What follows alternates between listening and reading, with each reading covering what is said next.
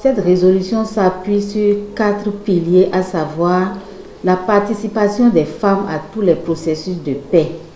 Et lorsqu'on parle de participation des femmes, c'est depuis le niveau local, en passant par le niveau national jusqu'au niveau régional et international.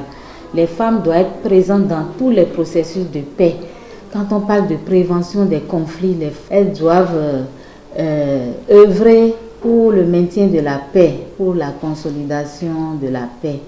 Lorsqu'on parle de gestion des conflits, les femmes doivent être présentes, surtout par le biais de la médiation, c'est-à-dire aider les citoyens, aider les institutions à gérer les conflits à l'amiable. Il y a également les opérations de maintien de la paix où les États envoient des cargaisons de militaires vers les pays en conflit. À ce niveau également, nous devons noter la présence des femmes dans ces contingents-là. Le deuxième pilier, c'est la protection. La protection des femmes contre les violences basées sur le genre.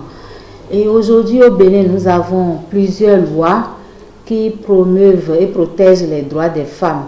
Nous avons par exemple la Constitution du Bénin en son article 26 qui dispose que l'homme et la femme sont égaux en droit. Il y a également le Code des personnes et de la famille qui s'est essentiellement penché sur les questions touchant la famille, les questions touchant les couples, les questions touchant la filiation, la succession, etc. Il y a également la loi sur le harcèlement sexuel. Nous ne sommes pas sans savoir que dans nos écoles, il y a beaucoup de filles qui sont victimes de harcèlement sexuel de la part de leurs enseignants ou des autorités scolaires. Donc au Bénin, il y a une loi de 2006 qui réprime cet acte sur les filles dans les écoles et même dans les bureaux où les fonctionnaires subissent le harcèlement sexuel de la part de leur patron, de leurs responsables. Nous avons également la loi sur la santé de la reproduction et la loi contre les mutilations génitales féminines. Et la dernière loi qui a été adoptée par le Bénin en matière de violences faites aux femmes, c'est la loi 2011-26 du 9 janvier 2012 portant prévention et répression des violences faites aux femmes et aux filles. Le troisième pilier, c'est la prévention des conflits. Le Bénin est un pays de paix, un pays en paix.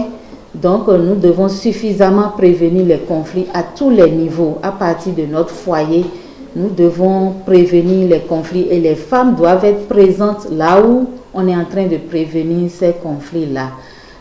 Depuis nos foyers, dans nos maisons, dans nos familles, nous devons prévenir les conflits. Parce que quand il y a la paix dans les foyers, quand il y a la paix dans les familles, cela veut dire qu'il y a la paix dans les communautés et de la même façon, cela veut dire qu'il y a la paix au niveau national. Et le quatrième pilier de la résolution 1325, c'est les poursuites des auteurs de violences basées sur le genre. Et les textes de loi qui ont été pris au Bénin prévoient des sanctions à l'endroit de ces auteurs de violences. Donc la résolution 1325 se penche essentiellement sur cette question et demande aux États de punir avec la dernière rigueur les auteurs des violences basées sur le genre, que ce soit violence morale, violence physique, violence sexuelle, violence économique. Il y a des sanctions qui sont prévues par les textes en vigueur au Bénin. Donc voilà en ce qui concerne la résolution 1325.